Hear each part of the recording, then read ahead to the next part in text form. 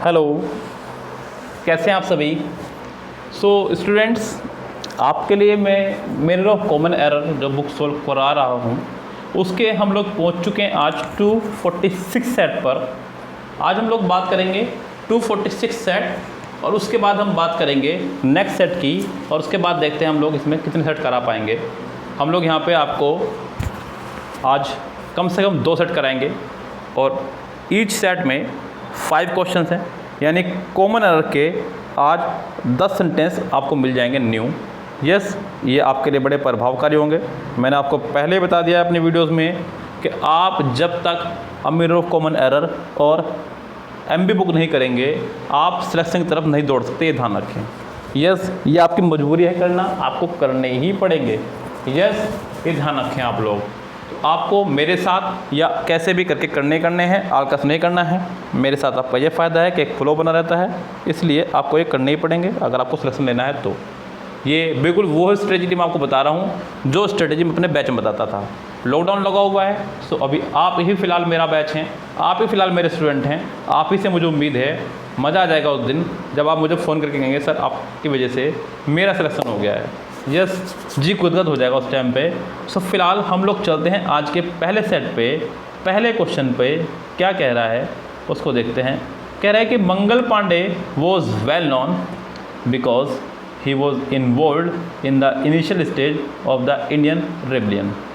Mangal Pandey was well known, उसने यहाँ पे अगर आप गौर करें तो हमने कहा है कि बी की फैमिली के साथ हमेशा वर्ब की थर्ड फॉर्म का इस्तेमाल करते हैं, जो कि उसने किया भी है। बी यानी कि वॉज वर्क के साथ उसने लगाया है नॉन, जो कि ठीक है। Mangal Pandey was well known, correct. नया सेंटेंस, नया कंजक्शन बिकॉज के बाद से शुरू हुआ है। ही वॉज इन्वॉल्व, फिर से आपका सेंटेंस पैसिव में है, यानी कि बी के साथ थर्ड फॉर्म है। दूसरी बात, सेंटेंस पूरा पास्ट में चल रहा है, ये भी मुझे अच्छी बात लगी। इन the initial stage of the Indian rebellion, ये आपका पीपी पार्ट है। पीपी पार्ट को वैसे ही हम कुछ नहीं मानते। इस सेंटेंस में साफ साफ दिख रहा है कि कोई भी एरर नहीं है। ये सेंटेंस हो गया आपका नो एरर। नेक्स्ट सेट देखिए। कह रहा है कि most of the Indian population will leaves in its village and thus the contribution of agriculture to India economy becomes very important। ये सेंटेंस आपका चल रहा है प्रेजेंट में, क्योंकि पहले उसने लगाया लीव्स। यस, उसके बाद उसने लगाया बिकम्स, यानी कि वर्ब की फर्स्ट फॉर्म में एस या ईएस लगाया है, जिससे साफ पता चलता है कि सेंटेंस हमारा चल रहा है ये प्रेजेंट में। प्रेजेंट में चल रहा है सेंटेंस। आगे बढ़ते हैं। कह रहा है कि most of the Indian populations, most of the Indian populations, यहाँ पे पॉपुलेशंस को आप प्लूरल नहीं बना सकते। अच्छी बात है, मैंने कहा है कि ऑफ के बाद हमेशा प्लूरल नाउन आएगा, लेकिन भाई उसका जिसका आप बना सकें। ऐसे तो आप फिर ऑफ वाटर्स करते हुए देने लगेगी आपको, ऑफ मिल्क्स करते हुए देने लगेगी आपको। यस, जिसका प्लूरल बन सके उसका ही। यहाँ पे पॉपुलेशन का प्लूरल नहीं बनेगा। पॉपुलेशन का मतलब ही जनसंख्या होता है, आप इसका प्लूरल नहीं बनाएंगे। Yes, so most of the Indian population रहेगा खाली, पॉपुलेशंस नहीं, यानी कि इसके ए पार्ट में ही हो जाएगी एरर। उसके बाद मुझे आगे बढ़ने की ज़रूरत ही नहीं है। अगला है, Catherine's grandfather always lost his balance while walking and would be found fallen on the road. यानी कि जब भी वो चलते हैं तभी अपना बैलेंस खो देते हैं और गिर जाते हैं, ऐसा कहना चाह रहा है। यस, यहाँ पे पास्ट की 2 घटनाएं हो रही हैं। यस, पास्ट की 2 घटनाओं को यहाँ जोड़ा गया है। कह रहा है कि Catherine's grandfather always lost his balance while walking and would be found fallen on the road. उसने एक तरफ से लगाया आपका सेकेंड फॉर्म और दूसरी तरफ वुड भी लगा के सेंटेंस को कहीं ना कहीं फ्यूचर में पहुँचा दिया है, जो कि आपका रॉन्ग है। यस, यहाँ पे वुड भी आप नहीं लगाएंगे, ध्यान रखें। अच्छा होगा कि आप सिर्फ और सिर्फ यहाँ सेकंड फॉर्म लगाएं। अब यहाँ पे बी आ गया है, तो मुझे बी की कोई ना कोई तो फैमिली लगानी होगी। यस, मुझे बी की यहाँ पे कोई ना कोई फैमिली लगानी होगी, इसलिए यहाँ पे अच्छा होगा कि आप सिर्फ यहाँ पे वोज लगा दें बस। इससे क्या होगा, वोज जो है सेकंड फॉर्म मानी जाती है बी की, फर्स्ट फॉर्म बी ही है, second form was were, third form been. तो यहाँ पे सेकंड फॉर्म पहले और सेकंड फॉर्म बाद में, सेंटेंस कुछ इस तरह बना रहेगा यस, और सेंटेंस आपका हो जाएगा करेक्ट। तो फिलहाल इसके सी पार्ट में एरर है, सी पार्ट में वुड बी की जगह वॉज फाउंड फॉलोन लगाएं, ज़्यादा अच्छा रहेगा। नेक्स्ट सेंटेंस है her doctor was annoyed because she ignore her health even after being hospitalised twice. Doctor जो हैं उससे गुस्सा है, क्रोधित हैं, क्योंकि वो इग्नोर करती है अपने हेल्थ को 2 बार हॉस्पिटलाइज होने के बावजूद भी। द डॉक्टर वॉज अनॉयड, यहाँ बी की फैमिली के साथ थर्ड फॉर्म लगाया है, ठीक है। बी की फैमिली के साथ या तो थर्ड फॉर्म आता है या फिर आता है आपका आईएनजी फॉर्म।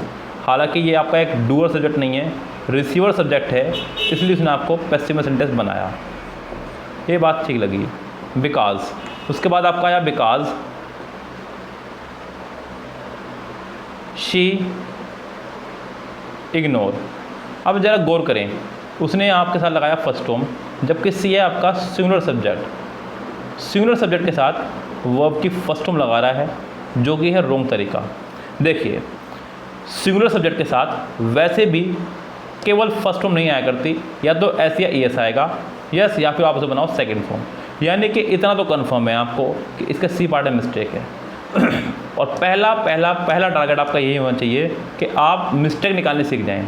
अगर आप मिस्टेक निकालने सीख गए तो आपका 50% काम यही हो चुका है, क्योंकि आपको सिर्फ और सिर्फ मिस्टेक निकालनी ही सीखनी है।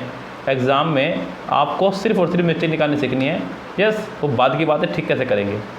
सेंटेंस पूरा पास्ट में चल रहा है, इसलिए आप इसे सेकंड फॉर्म में बनाएंगे इग्नोर्ड, तो सेंटेंस आपका ठीक होगा। ये सेंटेंस हो जाएगा इग्नोर करने से ठीक, लेकिन फिलहाल इसके सी पार्ट में ही एरर थी, इतना आपको पता चल चुका था। नेक्स्ट देखिए, Raghav was sorry about telling his parents that he wanted to move out and live independently. Raghav was sorry Raghav was worry. अब यहाँ पे सॉरी शुरू में ही मुझे समस्या हो गई, बी की फैमिली के साथ थर्ड फॉर्म लगाएं, ज़्यादा अच्छा होगा, जबकि उसने ऐसा नहीं करा।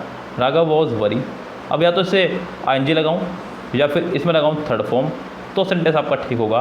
Raghav was worried, yes, Raghav was worried about telling his parents that he wanted to move out and live independently.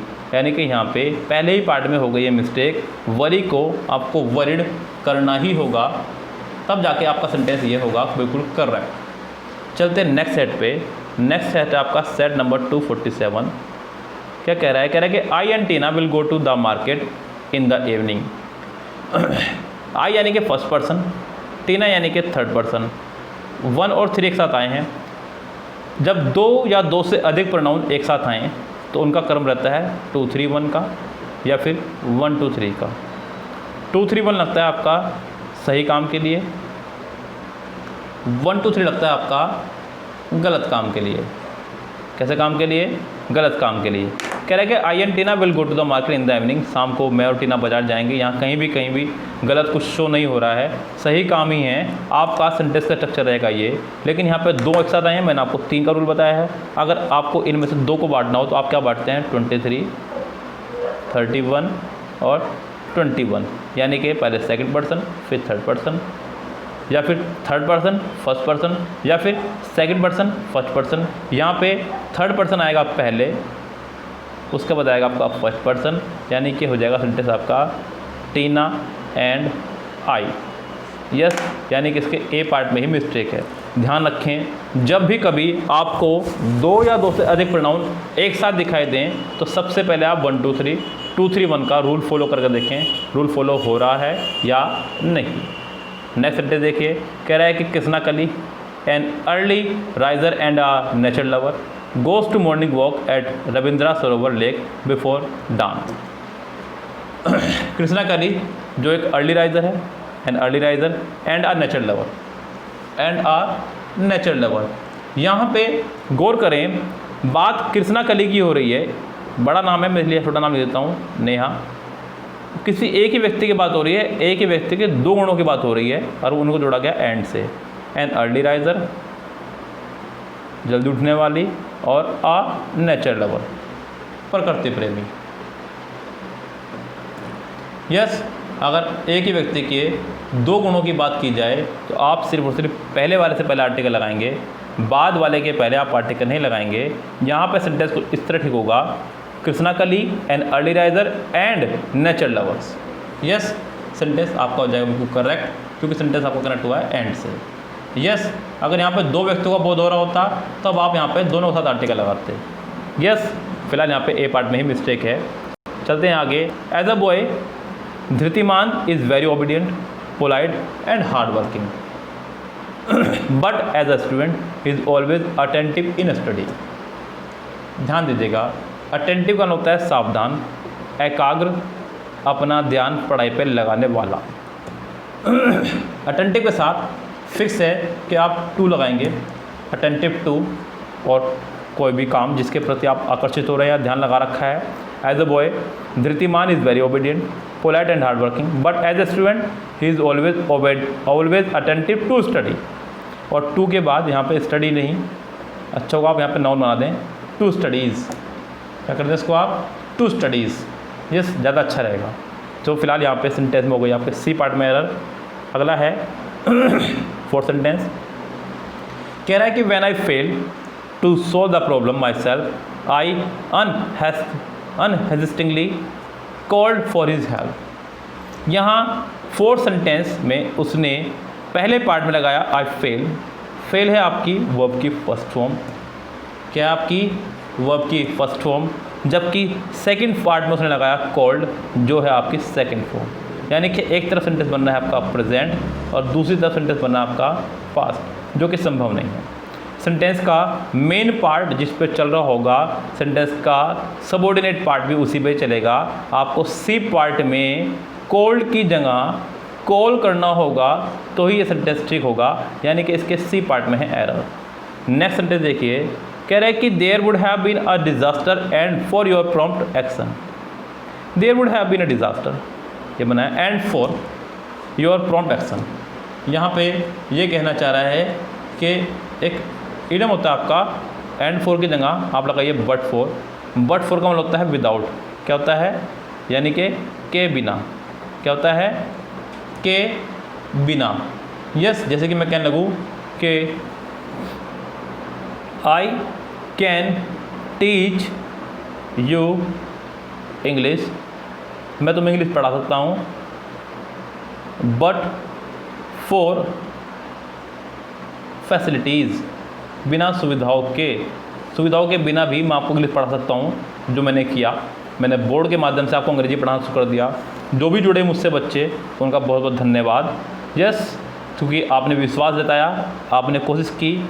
अब आप देखते रहिएगा कि आपका एग्ज़ाम किस तरह से क्लियर होता है, किस तरह मैं आपके 85 to 90 मार्क्स अंग्रेजी में लगवाने वाला हूँ। यस, गेट रेडी, तैयार रहिए और तैयारी को अपनी और ख़तरनाक करते चले जाइए। यस, क्योंकि एग्ज़ाम जैसे जैसे नज़दीक आ रहा है, आपके टारगेट और ख़तरनाक होते जा रहे हैं, और मेरे भी, क्योंकि मैंने लिया है जिम्मेदारी आपकी। बीच में मैं छोड़ नहीं सकता आपको, क्योंकि अगर मैं छोड़ूंगा बीच में तो आप मुझे पक्का पक्का पक्का गाली बकने वाले हैं। और वैसे भी नुकसान इसमें साफ साफ मेरा भी है, क्योंकि इतने अच्छे बच्चे जो सिलेक्शन ले सकते हैं उनको मैं बीच में नहीं छोड़ना चाहूँगा। आपको सिलेक्शन दिलवा करके ही दम लूँगा मैं, बिल्कुल बेफिक्र रहिए। जब सिलेक्शन हो जाएगा तब आप मुझे बताएंगे सर हमारा सिलेक्शन हो गया है। यस, तो मुझे बहुत अच्छा लगेगा उस टाइम पे। फ़िलहाल आपके लिए ये अब मिरर ऑफ कॉमन एरर से मैंने आज 2 सेट सोल्व कराए। अब मिलते हैं आपसे नेक्स्ट वीडियो के साथ में। वन वर्ड, फ्रेजल वर्ब, बहुत सारी चीज़ें रह रही हैं, इनमें से किसी भी चीज़ का मिल सकते हैं, और बीच बीच में हमारी वो 1 वीडियो 1 रूल आता ही रहेगा। फ़िलहाल लेते हैं आपसे विदा। Good bye, have a nice day.